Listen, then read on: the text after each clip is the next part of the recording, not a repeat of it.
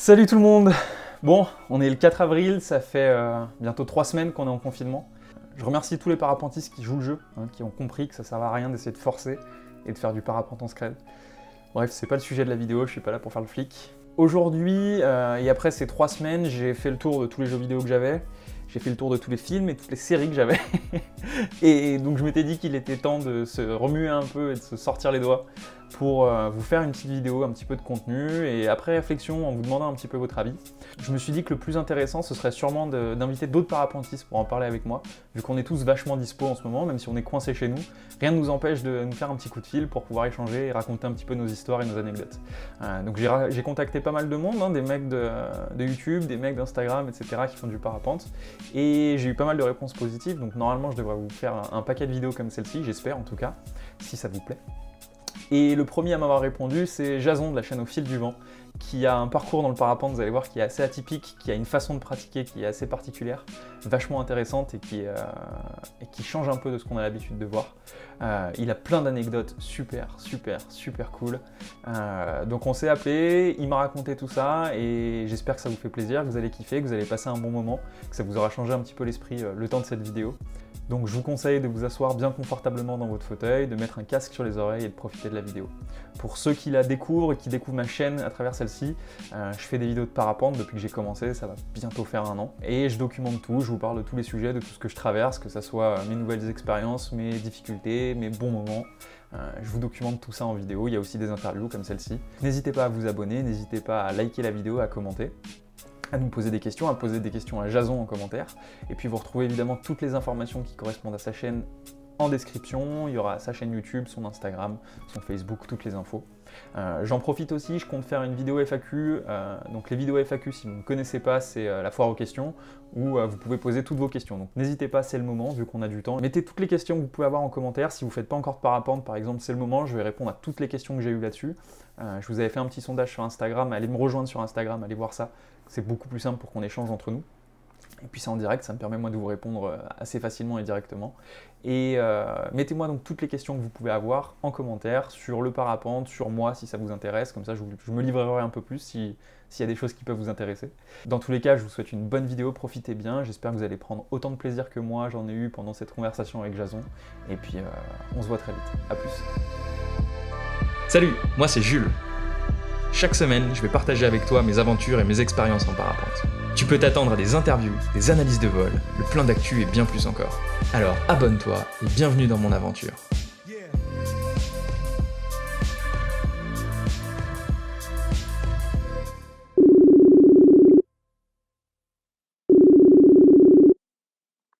Est-ce qu'on s'entend?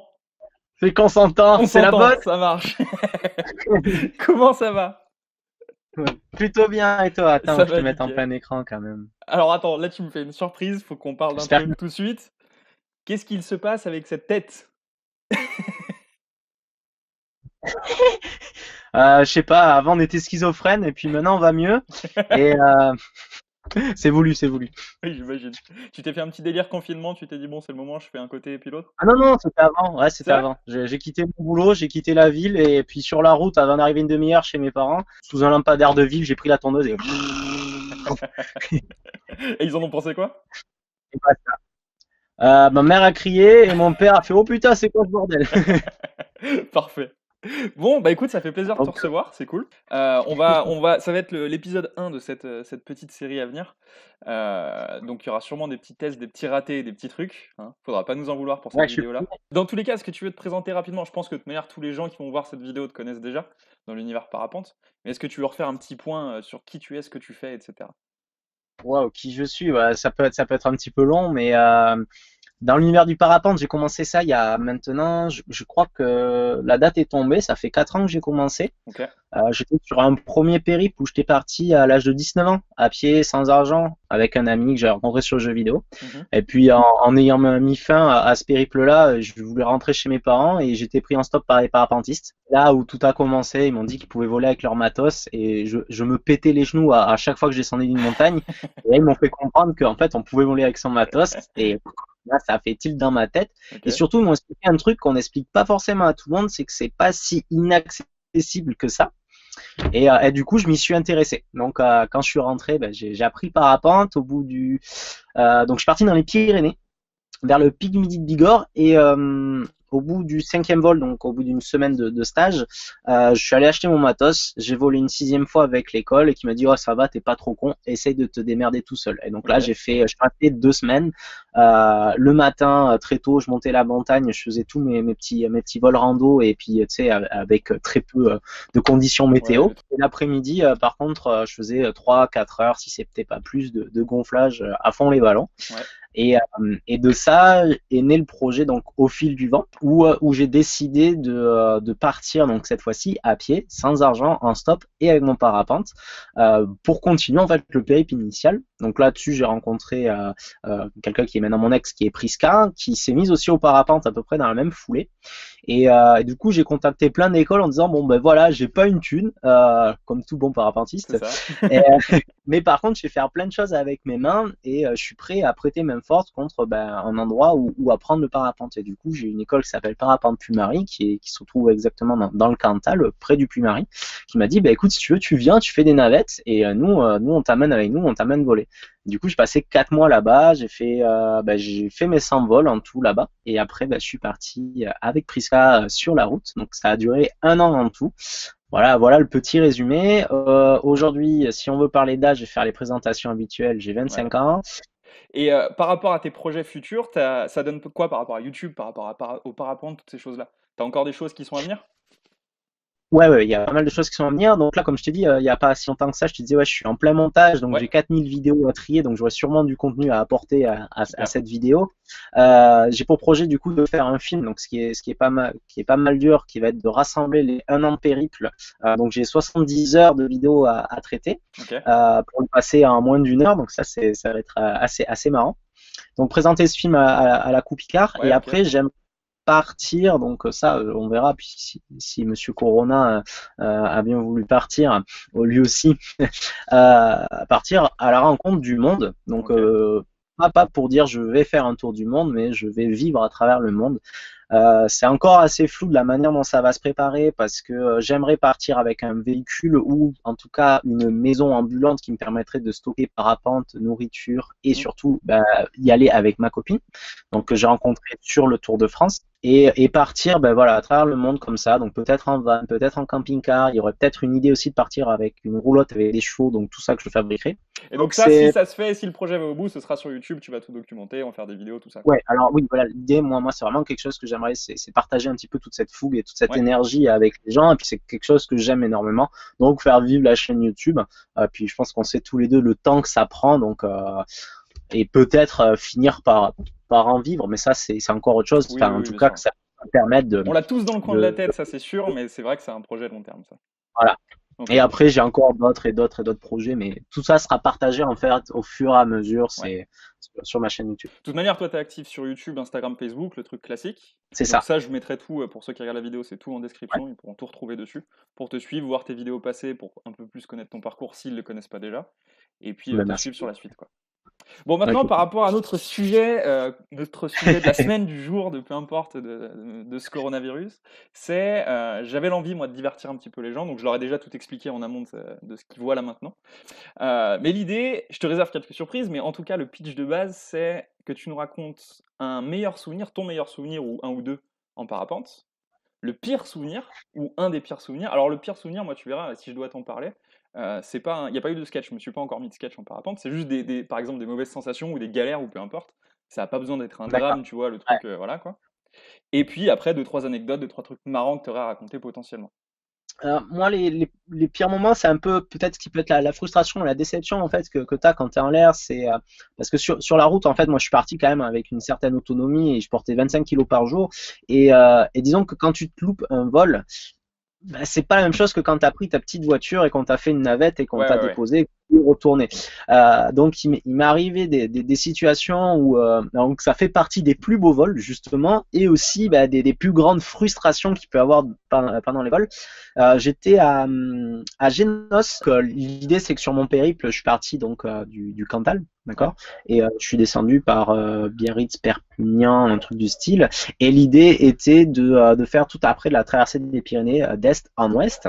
Et donc je repassais, donc c'était après Foix et toutes ces choses-là. Et je devais aller rencontrer Marc Boyer, donc qui est quelqu'un qui organise des cives. Et l'idée c'était d'aller le rencontrer, d'essayer de les aider un petit peu dans la même manière pour moi apprendre encore plus sur la technicité, décrochage et toutes ces choses-là. Et du coup, il y a un pote à moi avec qui j'ai appris aussi, enfin qui était déjà très bon parapentiste et qui m'a fait faire mon premier biplace. Ça a été un de mes plus beaux, enfin c'est ce qui m'a permis de prendre mes premiers thermiques en fait. Ouais. C'est Maître Hibou. On a fait 3 heures de vol ensemble. L'idée c'est de suivre une compétition, c'est-à-dire que nous on pouvait pas voler dans ces conditions-là, et puis moi je n'avais pas la compétence, on va dire, de pouvoir voler dedans. Par contre j'avais un appareil photo et j'avais Maître Hibou avec son bic qui me dit si tu veux on y va et on prend des photos. Et je passais 3 heures avec lui à prendre des photos et surtout à apprendre des thermiques.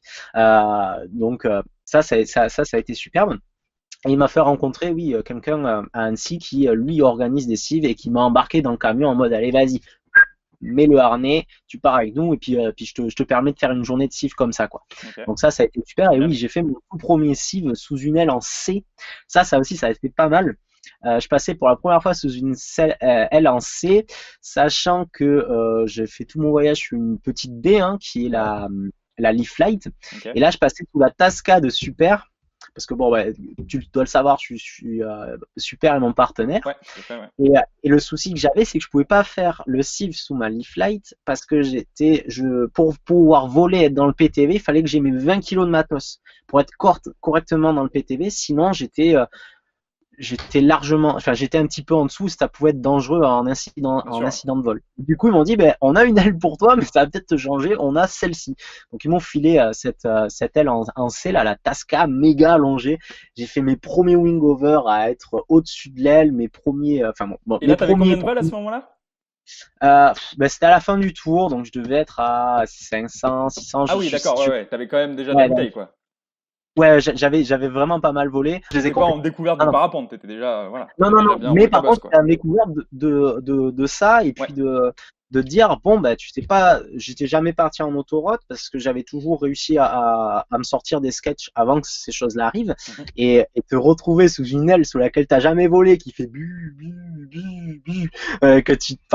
c'était hallucinant. Ça doit faire tout bizarre, ouais. Et du coup, pour revenir à l'histoire de base, je me retrouve donc à rencontrer ce Marc Boyer, et puis finalement c'est pas possible parce qu'il organise les cives en Espagne, et donc je continue ma route donc à pied et en stop vers Génos. Et là il y a le déco du 700. Donc je rencontre une école et ils me disent il va avoir des bonnes conditions là dans 2-3 jours. On sait pas exactement quand est-ce qu'elles vont tomber, mais dans 2-3 jours il devrait avoir des belles conditions, et puis je monte là-haut, donc c'était super. Mais niveau réserve de bouffe, je commence à être un petit peu juste parce qu'il faut savoir que je suis en autonomie, c'est pas forcément évident à gérer. Ouais, j'imagine. Et du coup je me pose là, je rencontre, il me reste une petite boîte de viande, et une petite boîte de viande en boîte et une petite poignée de pâtes, tu vois. Et je me dis putain, il me reste que ça, j'ai plus énormément d'eau, enfin pas forcément énormément d'eau, et je rencontre des randonneurs qui venaient de ramasser des champignons, mais comme ça là, magnifiques. Ils me disent tiens, prends ça. Du coup j'en mange, je me nourris que de ça et j'en fais sécher un petit peu. Okay. Et le lendemain les conditions sont là, donc je fais mon premier décollage ici, j'arrive à choper un thermique, je passe de 700 mètres d'altitude à, alors je sais plus, je crois que c'est 2100, donc j'enroule, je me barre vers Saint-Hilaire, et j'ai un objectif en fait. C'est le pic du Midi de Bigorre, c'est là où j'ai appris le parapente pour la première fois dans les Pyrénées. Et c'est simple, c'était en dessous de ce pic, enfin à peu près en dessous de ce pic-là, vers Barège, que l'on faisait du gonflage. Et là où on a fait nos premiers petits décos, tu sais, de petits. Et à l'époque, je regardais ça en mode, waouh, mais vous croyez qu'on peut aller là-haut? Et il me disait, mais bien sûr. J'avais l'impression, d'être ce qui voyait le gosse de 5 ans qui voit le gosse de 8 ans qui saute du plongeoir de 15 mètres, tu vois, genre. Oh, et du coup, je m'étais dit, un jour, j'y arriverai il va falloir que j'y aille. Et du coup, je décolle, je traverse la vallée et je me refais encore sur une chaîne de montagne au niveau de Saint-Hilaire. Je remonte pareil, 2000 et quelques, trop content. Et je vais tout droit donc vers ce pic, mais il y avait un massif, donc un massif qu'il fallait passer et s'en servir en fait pour prendre tous les thermiques pour rejoindre. Donc je crois qu'il y a 30 bornes entre le point auquel je suis parti et le pic du Midi. Pour moi, ça va d'ailleurs être la première fois où je faisais autant de distance. J'avais jamais vraiment eu l'occasion. Et là, trop content, je me refais, je pars. Bon, je te raconte pas que je me fais brasser et je traverse et je traverse et je traverse et je me retrouve au-dessus de ce massif qui d'un seul coup passe totalement à l'ombre, mais vraiment totalement à l'ombre. Ok, je suis à 2600 et là j'essaye d'avancer un peu plus. Je me fais légèrement secouer dans tous les sens. J'étais là-bas tout à l'heure et maintenant j'avance, c'est trop bon. Et à ce moment-là, il y a tout qui s'éteint et je me pose en pleine montagne. Je sais, enfin, où vraiment, je sais plus vraiment. Bon. Je me suis fait tasser ici. J'ai plus rien trouvé, donc j'ai réussi à passer la montagne. J'ai vu le pic du Midi. Mais c'est pas pour aujourd'hui. Donc je vais voir si je peux pas remonter à une montagne, un truc comme ça, demain matin, de ce soir déjà. Pour essayer de me faire ça là. Putain, j'étais pas loin là, je le voyais. J'ai les boules, j'ai les boules, j'aurais voulu y arriver. Mais sinon c'était un excellent vol. Tu vois, genre, quoi, il y a une route et encore, et pas grand monde sur cette route, plus beaucoup à manger, c'est-à-dire donc il me restait vraiment encore moins de viande et très très peu de pâtes. Et puis je me dis bon vas-y je retente et j'ai remonté parce que je suis remonté en haut de la montagne du coup, je suis remonté en haut de la montagne. Là je suis resté 3 jours où j'avais juste ça pour manger.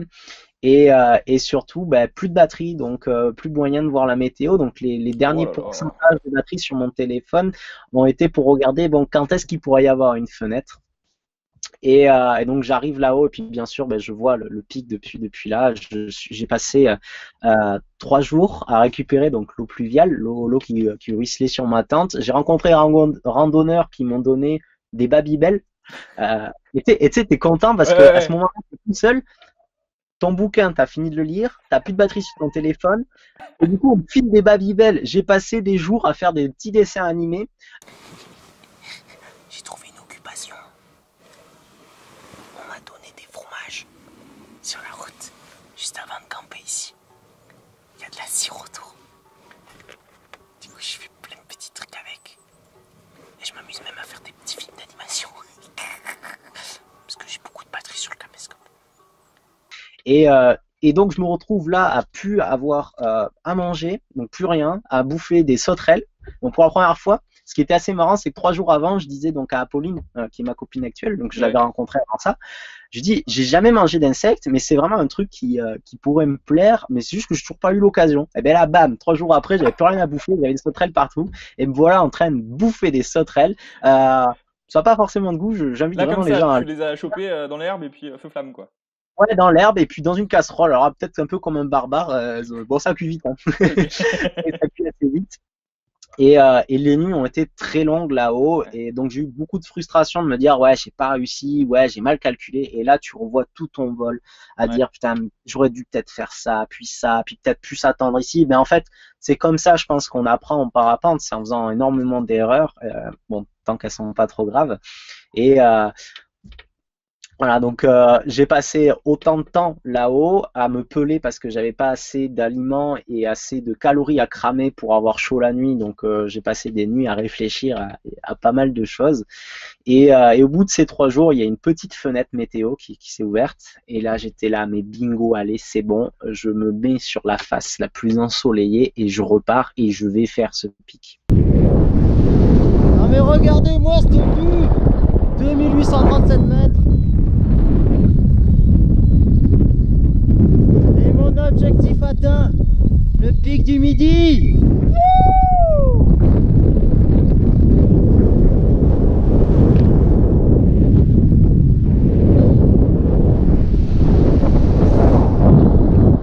Voilà, donc ça fait partie des plus bons et des moins bons souvenirs en même temps que j'ai pu avoir. Est-ce que tu as eu des grosses peurs, des fois où tu t'es dit putain, là je me suis mis en danger, ou sur le moment où tu te dis je vais finir au tas, quoi?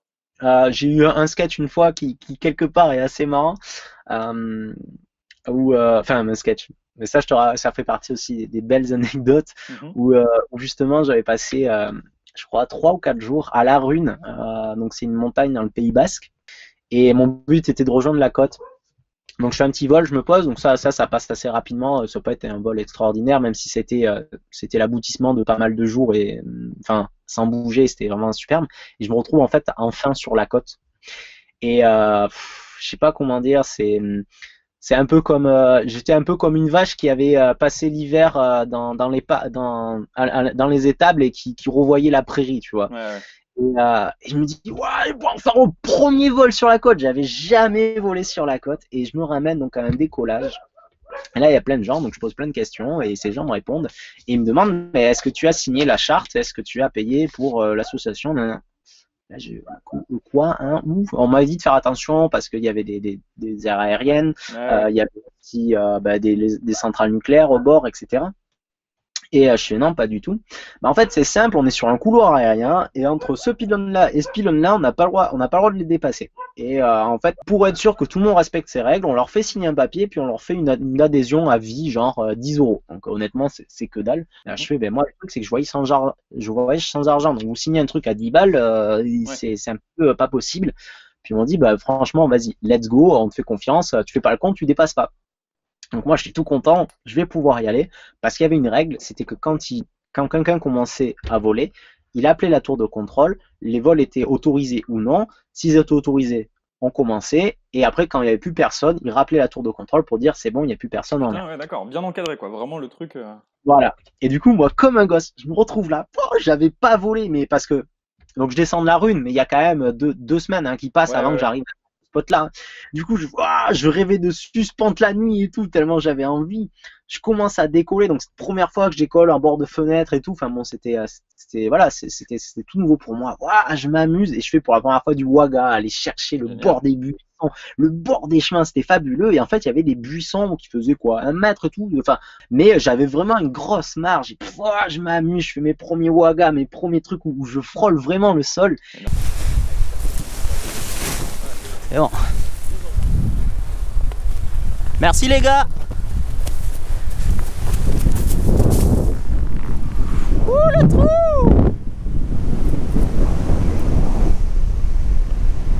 Tu m'étonnes que je vais poser à la plage.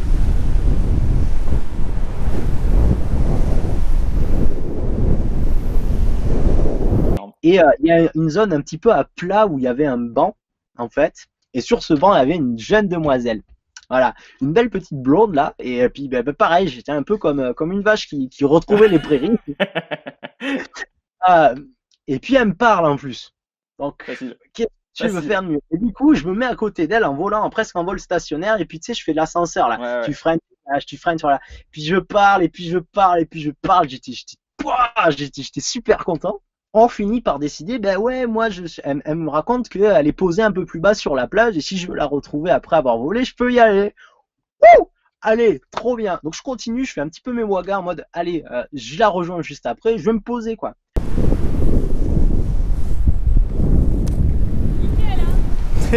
On s'éclate bien ici. C'est bien le parapente, hein. Quoi? Tu fais du parapente? Ah génial, vous êtes ensemble. Ah mais on se voit à la plage. Je suis arrivé ici en fait. Je fais le tour de France à pied sans argent, en stop et en parapente. Et je viens juste d'arriver là.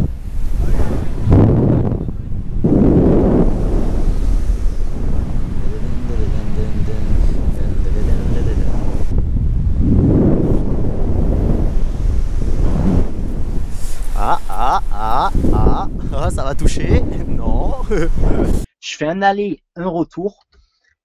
Et en fait, le vent a tourné. Aïe, aïe. Elle tombe. Je m'éclate dans les arbres. Parce qu'en fait, ce que je pensais être des buissons, il y avait des arbres qui faisaient 6 mètres. qu'on pouvait pas voir en fait depuis le haut, et je me dis oh là là, je vais me faire tuer. Donc en fait je me suis posé mais comme une fleur en plus, parce que je croyais que c'était vraiment des petits buissons, donc genre d'un seul coup je tombais dans un creux, bon bah vas-y je m'affale dans les buissons, j'ai freiné, boum je me pose, mon aile elle tombe, et puis en fait je vois sous moi et j'ai 6 mètres de vide en mode quoi ce bazar. Et puis il faut savoir que je vole pas juste avec ma sellette mais avec 20 kilos dans le dos, donc sortir de là c'est pas évident. Et en fait, j'étais au même niveau que le chemin, parce qu'il y avait un chemin là-haut.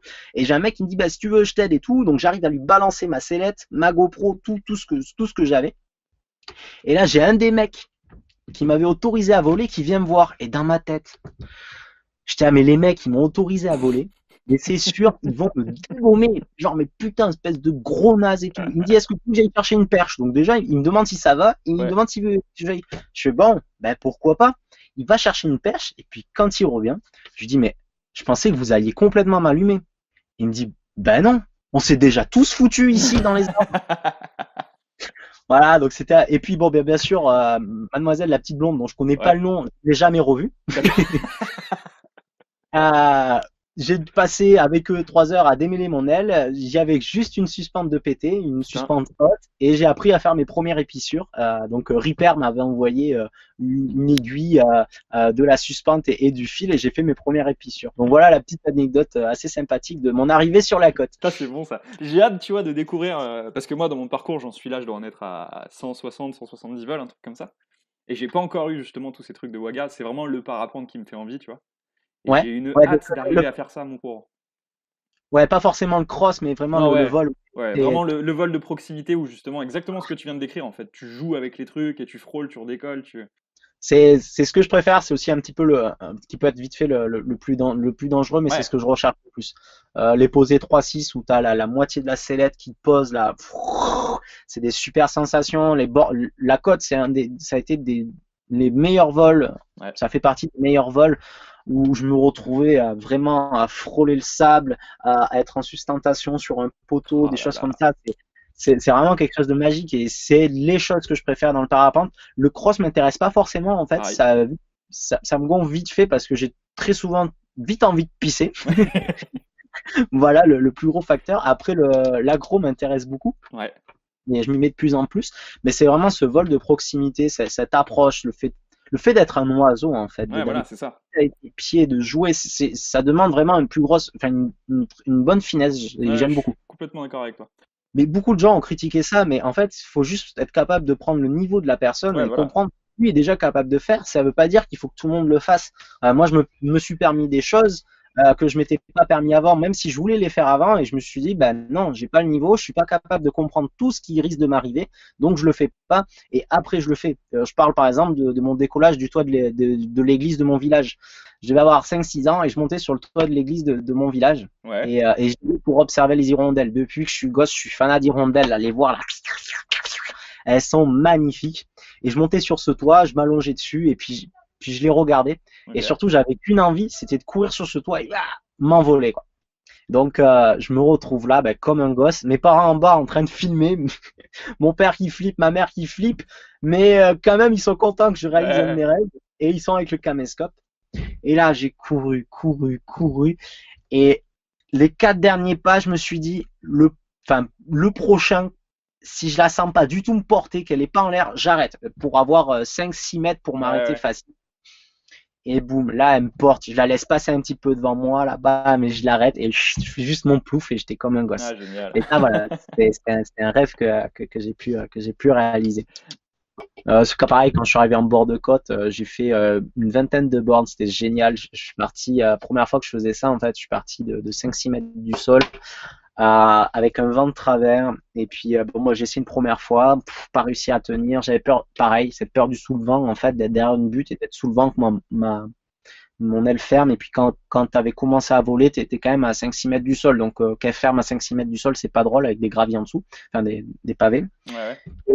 Et puis finalement, je dis non mais là faut que j'y aille. Et puis j'arrive à passer ce petit téton, et puis mon stabilo, mais il doit passer mais vraiment à ça de la montagne, et c'est ce stabilo qui petit à petit vous permet de monter, et là je monte et je fais au moins 15 bornes comme ça jusqu'à la prochaine ville. Et puis il y a une ville, donc la ville casse la montagne. Et puis je me retrouve à voler en bord de côte au niveau des buildings en fait, à frôler les buildings. Alors là je me suis dit bon, t'es un petit peu fatigué, t'as 20 kilos dans le dos, donc t'es pas aussi à l'aise que si t'étais sans tout ce matos là, parce qu'il faut vraiment le porter, c'est pas évident. Et j'aurais trop voulu poser sur les toits, tac tac tac tac, t'imagines. Et du coup, je disais coucou aux gens, et puis après, je suis allé me poser dans le jardin de la ville, et puis j'ai dormi d'ailleurs en dessous de ce château-là. Et ça a été vraiment un super moment de me dire, on peut voler au bord des buildings. Enfin, c'était du smile. Tu dois te sentir privilégié de fou, quoi, parce que t'es tout seul, tu fais ton truc. Ah bah là, ouais, là complètement tout seul. Après, légalement, je sais pas si c'est top. Ouais. C'est pour ça que justement, j'ai pas voulu prendre de risques inutiles. Le vol au-dessus du château, par exemple, bah, je me suis pas trop approché des toitures, vraiment haut. Enfin voilà, toutes ces choses-là, j'y ai quand même fait attention. Bah écoute, je crois que moi j'ai fait le tour en tout cas. Est-ce que toi t'as d'autres choses dont t'as envie de parler? On a bien évidemment oublié de tourner une fin de vidéo, on est parti à parler de trucs qui avaient rien à voir derrière, on a complètement oublié de se dire au revoir en caméra. Donc je fais cette petite coupure, cette petite fin comme ça. Je remercie encore une fois Jason, c'était top ce petit échange. J'espère que ça vous a plu et puis encore une fois une petite piqûre de rappel, vous retrouvez en description toutes les informations par rapport à Jason, Instagram, YouTube, etc. Et même chose pour moi, n'hésitez pas à vous abonner, à commenter, à partager, même si vous avez vu il y a plein d'infos, même si vous ne faites pas déjà de parapente et que vous connaissez des gens que ça pourrait intéresser, et bah qu'ils n'hésitent pas et qu'ils viennent regarder cette vidéo. Et puis venez me suivre sur Instagram, etc. comme d'hab. Je vous dis à bientôt, j'essaie de vous faire une nouvelle vidéo comme celle-ci avec le prochain invité, je ne sais pas encore exactement qui ce sera, ça se chamboule un petit peu, il y en a qui sont plus dispo, il y en a qui sont redispo, etc. Bref, on va voir. Mais abonnez-vous, restez connectés et puis suivez tout ça. A plus, bye bye.